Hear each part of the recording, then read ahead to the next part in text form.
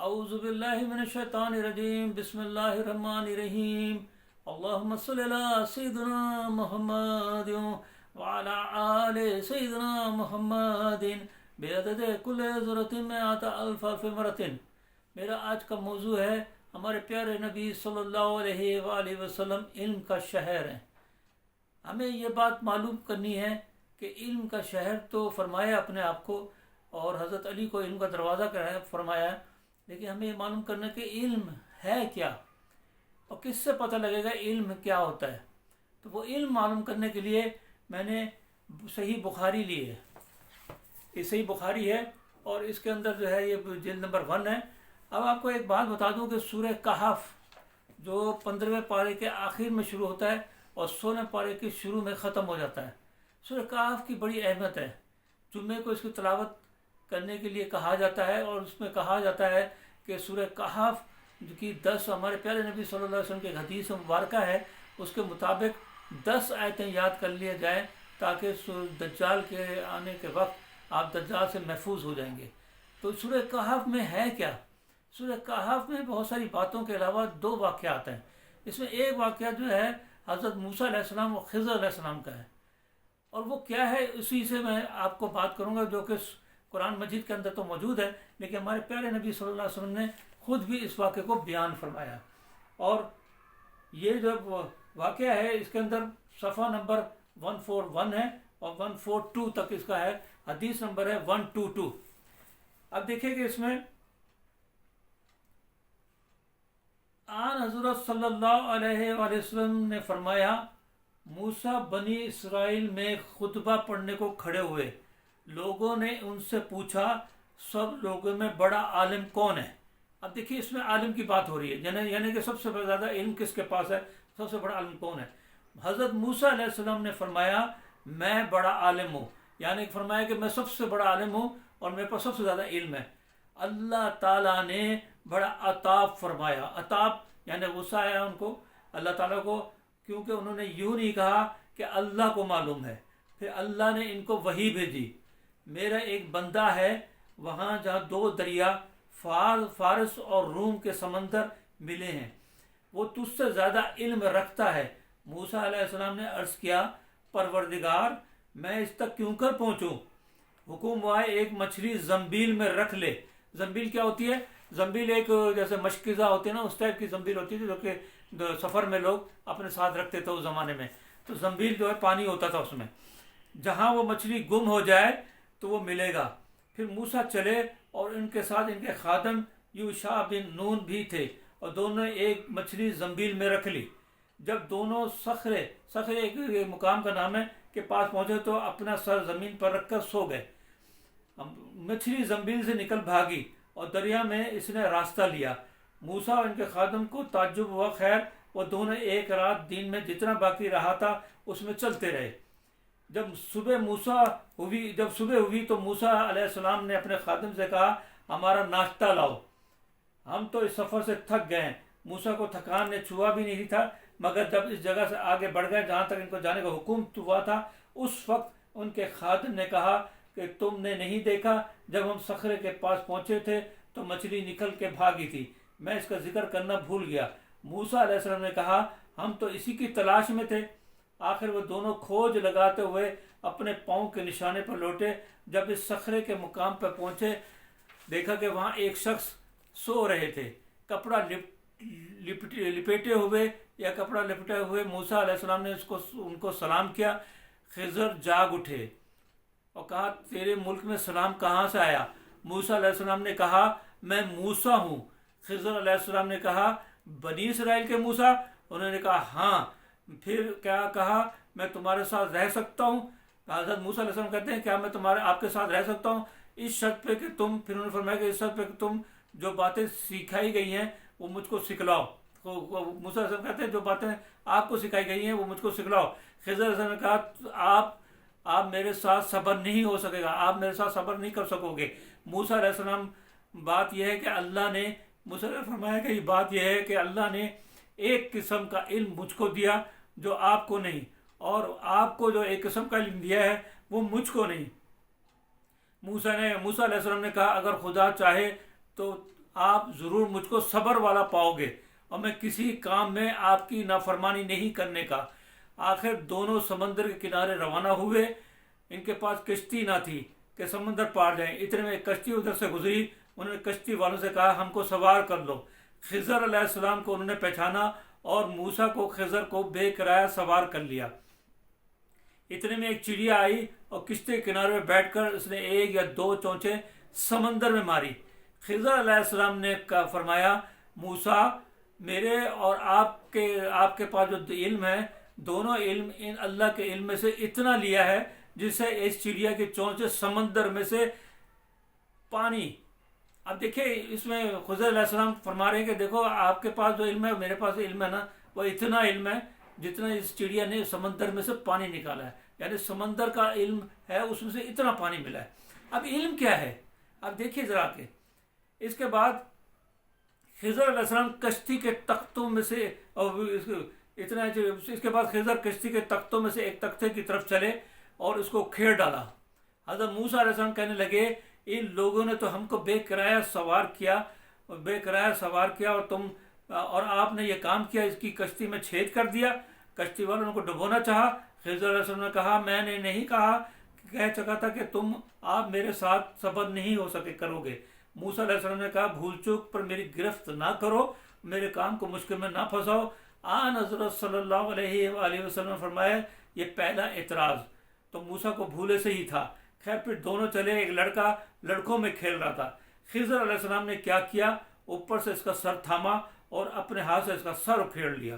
موسیٰ علیہ السلام نے کہا تو نے ایک معصوم جان کا ناحق خون کیا۔ خضر علیہ السلام نے کہا میں نے تم سے کہا تھا کہ تم میرے ساتھ صبر نہیں ہونے کا۔ خیر پھر دونوں چلتے چلتے ایک گاؤں والوں کے پاس پہنچے، ان سے کھانا مانگا، انہوں نے کھانا کھلانے سے انکار کیا۔ پھر دونوں نے دیکھا کہ اس گاؤں میں ایک دیوار ہے جو گرنے والی ہے۔ خضر علیہ السلام نے اپنے ہاتھ سے اشارہ کیا اور دیوار کو سیدھا کر دیا۔ حضرت موسیٰ علیہ السلام نے کہا تم چاہتے تو اس کی مزدوری ان گاؤں والوں سے لے سکتے تھے۔ حضرت خضر علیہ السلام نے فرمایا بس مجھ میں تم میں جدائی کی گھڑی آ گئی، اب آن پہنچی۔ حضرت صلی اللہ علیہ وسلم نے فرمایا اللہ موسیٰ پر رحم کرے، ہم تو یہ چاہتے تھے کاش موسیٰ صبر کرتے، ان کے اور حالات بھی ہم سے بیان کیے جاتے۔ یہ دیکھیے یہ واقعہ قرآن مجید کے اندر موجود ہے سورہ کہف کے اندر، لیکن یہاں پہ حضور صلی اللہ علیہ وسلم اس واقعے کو خود اپنی زبان مبارک سے بیان فرمایا، اور اس میں فرماتے ہیں کہ اگر موسیٰ صبر کرتے تو اور معلوم ہو جاتا۔ اس کا پتہ ہے کہ میرے پیارے نبی صلی اللہ علیہ وآلہ وسلم کو معلوم تھا بہت ساری باتوں کا، کہ وہ آگے جاتے تو اور بہت ساری ان کے غیب کا جو علم تھا ان کے پاس وہ ان کو مل جاتا۔ اب دیکھیں اس میں علم کون سا ہے؟ اس میں غیب کا علم بتا رہے ہیں۔ اس میں کون سا علم ہے؟ غیب کا علم ہے جو خضر علیہ السلام کے پاس تھا۔ اب دیکھیں قرآن مجید کے اندر یہاں تو واقعہ ادھر تک موجود ہے، لیکن قرآن مجید کے اندر اس میں آگے تک بیان ہے۔ اللہ تعالیٰ فرماتا ہے کہ وہ کشتی اس لیے چھید کر دی گئی تھی کہ وہ ایک ظالم بادشاہ وہاں پہ موجود تھا، وہ ایک کشتی کو اپنے قبضے میں کر لیتا، لیکن انہوں نے اس میں نقص ڈال کے وہ ظالم بادشاہ سے بچا لیا۔ اس بچے کو اس لیے سر سے جدا کر دیا کہ وہ بچہ اپنے ماں باپ کو دوزخی بنا دے گا بڑا ہو کے۔ اور تیسرا کہ وہ دیوار جس کو خضر علیہ السلام نے ہاتھ کے اشارے سے سیدھا کر دی تھی، اس کے نیچے ایک خزانہ تھا، وہ خزانہ یتیم بچوں کا تھا، وہ جب بچے بڑے ہوں گے تو اس خزانے کو حاصل کر سکیں گے، اس لیے وہ خزانہ اگر دیوار گر جاتی تو خزانہ گاؤں والوں کو مل جاتا۔ یہ دیکھیں کون سا علم ہے، کس علم کی بات ہو رہی ہے یہاں پہ علم کی بات ہو رہی ہے کہ جہاں پہ غیب کا علم ہے۔ آپ دیکھیں اس کے نیچے خزانہ ہے، وہ غیب کا علم ہے۔ ان کشتی جو نقص پیدا کیا وہ غیب کا علم تھا، وہ بچے کا سر جسم سے جدا کر دیا وہ غیب کا علم تھا کہ کیا ہونے والا ہے، یہ غیب کا علم ہے۔ تو خضر علیہ السلام کے پاس کون سا علم تھا؟ غیب کا علم تھا، اور ان کے ساتھ معجزات بھی تھے، کیونکہ اپنے ہاتھ کے اشارے سے انہوں نے دیوار کو سیدھا کر دیا تھا، اس کو کچھ بھی نہیں کیا انہوں نے، ہاتھ کے اشارے۔ ادھر موسیٰ علیہ السلام کے پاس کون سا علم تھا؟ موسیٰ علیہ السلام کے پاس معجزات تھے، اور معجزات ایک معجزہ میں آپ کو بتاتا ہوں کہ وہ جب اپنا عصا پھینکا تو وہ اژدہا بن گیا، اور اس طرح بہت سارے معجزات ان کے ساتھ تھے۔ تو یہ کون سا علم کی بات ہو رہی ہے؟ یہ وہ علم ہے جو اللہ تعالیٰ کی طرف سے ان دونوں انبیاء کرام کو دیا گیا. لیکن سب سے پہلی بات اس میں سوچنے والی یہ ہے کہ خضر علیہ السلام فرماتے ہیں کہ آپ کے پاس جو علم ہے اور میرے پاس جو علم ہے وہ اتنا علم ہے جتنا اس چڑیا نے اس میں سے پانی لے کے گئی ہے سمندر میں. یعنی سمندر کو انہوں نے ایک علم کا خزانہ فرمایا اور اس میں فرمایا کہ یہ ہمارے پاس اور آپ کے پاس جو علم ہے وہ اتنا ہی علم ہے, کوئی زیادہ نہیں ہے. اور یہ خضر علیہ السلام نے ان کو بتا دیا کہ جو علم ہے وہ یہ والا علم ہے میرے پاس, اور موسیٰ علیہ السلام کہتے ہیں میرے پاس وہ دوسرا علم ہے جو آپ کو نہیں ملا, اور میرے پاس جو علم ہے وہ آپ کو نہیں ملا. اب آتے ہیں اب ایک اور حدیث. یہ حدیث ہے, یہ دیکھیے المستدرک ہے, المستدرک جلد 4, اور یہ اس کے پیج نمبر ہے 255. 255 دیکھیے پیج نمبر 255, اور اس کو شروع ہوتا ہے 256 تک جاتا ہے.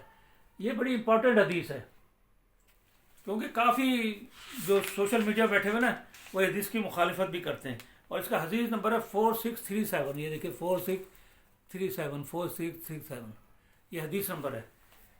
اور یہ حدیث جو ہے یہ شروع ہوتے 255 پہ 256 پہ ختم ہوتی ہے.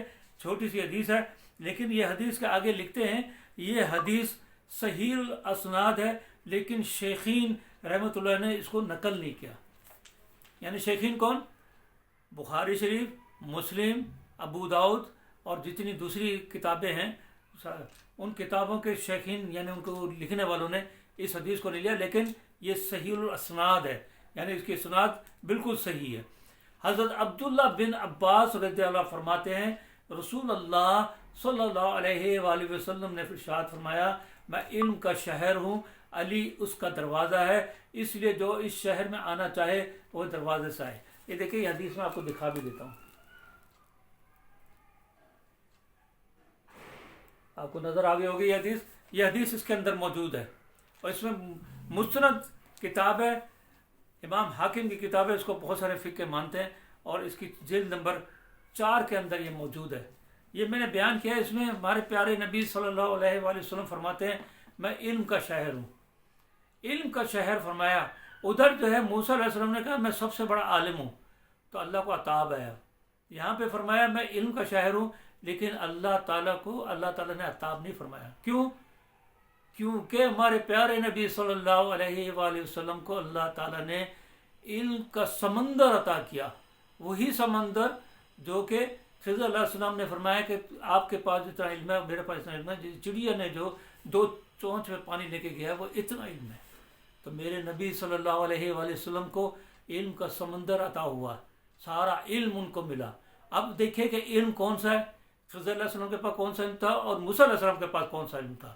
اس کو غور سے سمجھنے والی بات ہے. جو لوگ کہتے ہیں نا میرے پیارے نبی صلی اللہ علیہ وسلم کو غیب کا علم نہیں تھا, تو اللہ تعالیٰ نے میرے پیارے نبی صلی اللہ علیہ وسلم کو غیب کا علم بھی عطا کیا, ان کو معجزات کا بھی علم عطا کیا, ان کو دنیا کا بھی علم عطا کیا, ان کو سمندر دیا. سمندر میں سارے علوم موجود ہیں.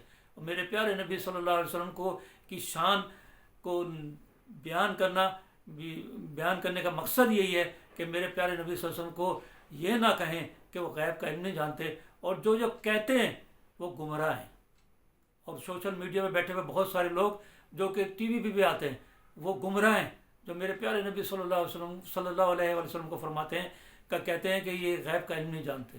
وہ بھائی ان کو سمندر ملا ہوا سمندر, اس لیے تو انہوں نے فرمایا میں علم کا شہر ہوں, یعنی کہ جو اس شہر میں آنا چاہتا ہے تو وہ اس دروازے سے آئے. یہ الگ موضوع ہے, اس پہ بعد میں بات کروں گا علی کا دروازہ. تو لیکن یہ میں ہمارے پیارے نبی صلی اللہ علیہ وسلم کی شان بیان کر رہا ہوں کہ وہ غیب کا علم بھی جانتے تھے, ان کے ساتھ معجزات بھی تھے, اور جتنے علوم تھے دنیا میں جتنے علوم ہیں وہ سب میرے پیارے نبی صلی اللہ علیہ وآلہ وسلم جانتے تھے. سب کچھ معلوم تھا ان کو. لیکن ہمارے کچھ گمراہ لوگ جو ٹی وی پہ بیٹھے ہوئے ہیں, سوشل میڈیا پہ بیٹھے ہوئے ہیں, ہمارے پیارے نبی صلی اللہ علیہ وسلم کی شان کے متعلق غلط باتیں کرتے ہیں. اللہ ان کو بھی ہدایت دے اور ہم سب کو ہدایت دے. ہمیں ان کے راستے پہ چلا جن پہ تیرا انعام ہوا, ان کے راستے سے بچا جن پہ تیرا غضب ہوا. اللہم صلی علی سیدنا محمد وعلی آل سیدنا محمد بعدد کل ضرورت میں آتا الف الف مرتب.